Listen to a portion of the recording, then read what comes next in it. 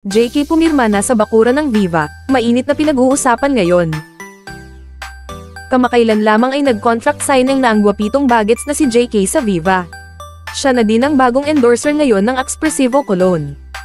Syempre po masayang-masaya ako, maging ang aking pamilya dahil nabigyan ako ng pagkakataon na makapasok sa showbiz industry, tugon ng bagets. Bukod po dito, nagpapasalamat ako una, sa Panginoon dahil hindi niya ko binigo sa aking pangarap, maging sa aking manager at sa buong pamilya ko na lagi nakasuporta sa akin, at sa Viva mismo sa tiwala na ibinigay nila sa akin po. Dagdag pa ng bagets, priority ko muna ang aking career at studies ko po, tsaka na po ang love life, aniya. Kasalukuyang pinag-uusapan ng mga kabataan ng bagets na ito dahil sa lakas ng sex appeal nito. Huwag kalimutang i-like ang video na ito at mag-subscribe sa aking channel. Salamat sa panonood!